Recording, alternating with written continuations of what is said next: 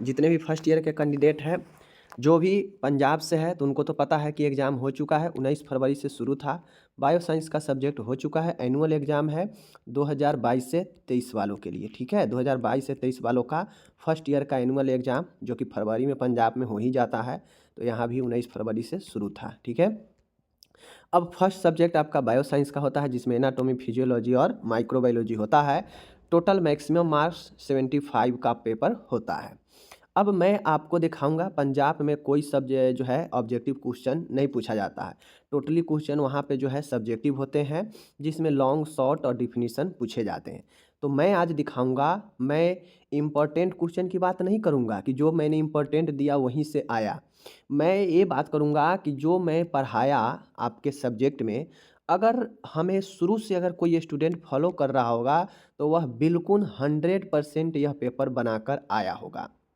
मैं ये मानता हूँ कि मैं जो है इंग्लिश में नहीं समझाता था, क्लास में वीडियो में इंग्लिश में नहीं समझाता हूँ, बट मैं इंग्लिश वाले के हिसाब से ही मैं इंग्लिश में भी जो है पीडीएफ देता हूँ। वरना इंग्लिश में पीडीएफ देने का क्या मतलब था? मैं इंग्लिश में इसीलिए पीडीएफ देता था ताकि कोई इंग्लिश के स्टूडेंट हो इंग्लिश वाले राज्य से, तो वह भी अपना तैयारी कर सके, और बाकी वीडियो में जो समझाते हैं हिंदी में, तो हिंदी में समझ लेने के बाद इंग्लिश में थोड़ा सा अगर अच्छा है तो लिखना आसान हो जाता है। तो उस हिसाब से आपके लिए मैं सारा चीज़ें यहाँ पे दे चुका हूँ, ठीक है। चलिए देखते हैं। सबसे पहले हमें डिफाइन करना है, 5 का जवाब देना है, और इन 5 में से 2-2 नंबर का था, 10 नंबर का डिफिनीशन पूछा है। सूक्ष्म जीव क्या होता है पूछा है, कल्चर मीडिया के बारे में पूछा है, समझ गए, और रिप्रोडक्शन यानी जो प्रजनन होता है उसके बारे में पूछा है, ऊतक के बारे में पूछा है, और तंत्रिका के बारे में पूछा है। तो ये क्या है, ये आराम से नहीं पढ़िएगा, सब पढ़ा चुके हैं। सूक्ष्म जीव हो, कल्चर मीडिया हो, रिप्रोडक्शन हो, टिश्यू हो, नर्व हो, सब चीज़ के बारे में पढ़ा चुके हैं, तो ये आपको लिखना था। आगे चलिए दिखाते हैं। अब यहाँ पे नेक्स्ट क्वेश्चन है, लॉन्ग क्वेश्चन में पूछे गए हैं 15 नंबर में। कितने में? 15 नंबर में। 2 नंबर का डिफाइन करना था कि डाइजेशन क्या होता है, पाचन के बारे में, और enlist organs of digestion system. 4 number में पूछा गया था कि जितने भी पाचन तंत्र के अंग है, सभी अंगों के नाम लिखने, सिर्फ नाम लिखना था। 4 नंबर, 4 दो 6 नंबर। 9 नंबर में पूछा गया था लीवर, गाल ब्लडर और पैंक्रियाज, समझ गए। लीवर, गाल ब्लडर और पैंक्रियाज तीनों के काम बताना था 9 नंबर में। 15 नंबर के क्वेश्चन कितना आसान है। लीवर भी पढ़ा चुके हैं, गाल ब्लडर भी, पैंक्रियाज, अग्नाशय भी पढ़ा चुके हैं, सबका फंक्शन भी प्रॉपर हम फंक्शन का वीडियो ही दे चुके हैं, तो आप लोग देखे होंगे तो आराम से बना लिए होंगे। ओके। रिस्पायरेशन, रिस्पायरेशन अभी मैंने रिवीजन वाला में रिस्पायरेशन करा दिया है। रिस्पायरेशन में कौन कौन से ऑर्गेन होते हैं वो भी पढ़ा दिए हैं, ठीक है। और फंक्शन ऑफ लंग्स, मतलब लंग्स के क्या काम होते हैं, उसको कार्यों को लिखना था 10 नंबर। तो क्या मैंने ये नहीं पढ़ाया? ये बिल्कुल पढ़ा चुके हैं, ठीक है। अब है आगे, अब आगे क्या है देख लीजिए यहाँ पे। आगे है 15 नंबर में पूछा गया था, कोई 3 लिखना था, 4 में से कोई 3 को जवाब देना था, 5-5 नंबर का, ठीक है। सबसे पहला है formation and composition and urine. मूत्र में कौन कौन मूत्र कैसे बनता है, मूत्र में कौन कौन से घटक होते हैं, ये लिखना था। हटा दीजिए इसको, ठीक है।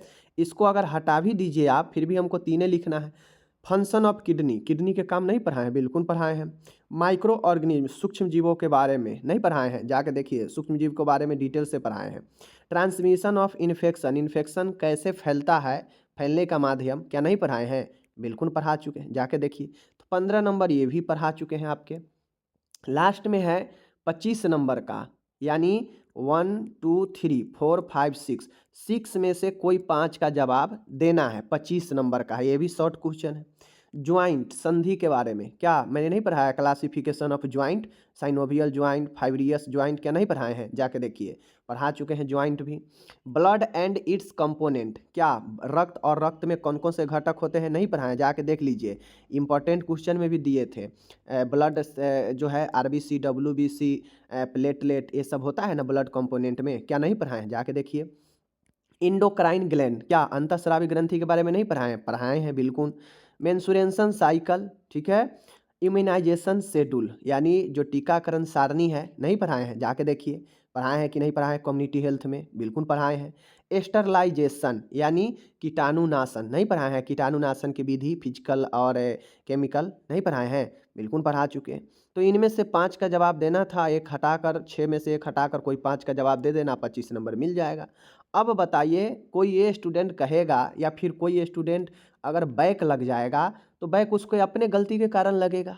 हाँ, मैं मान सकता हूँ कि मैं पढ़ाऊँ और ज़्यादातर प्रश्न यहाँ से ना आए, तब मान सकते हैं कि मेरे कारण से बैक लगा है। ठीक है, मैं मानता हूँ कि बैक लगेगा मेरे कारण से तब जब 50% इस या इससे कम क्वेश्चन हमारे पढ़ाए गए में से अगर आएंगे तो।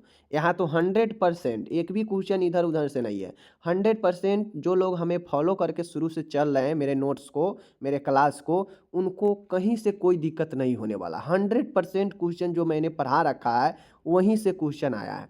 और फर्स्ट ईयर में बायो साइंस जब निकल गया तो फिर बायो साइंस से हार्ड सब्जेक्ट कोई नहीं है फर्स्ट ईयर में। बायो साइंस निकल गया मतलब सब एग्जाम जय जय हो जाएगा। तो ये चीज़ें हैं, आप लोग समझिए, देखिए कि मैं जो पढ़ाता हूँ कितना कामगर है या नहीं है। फिर उसके बाद आप कहिएगा तो मैं जो कहिएगा मानूंगा। मैंने आपको बता दिया, ठीक है। मिलते हैं अगले वीडियो में, नेक्स्ट क्वेश्चन आएगा तो बताएंगे। तब तक धन्यवाद।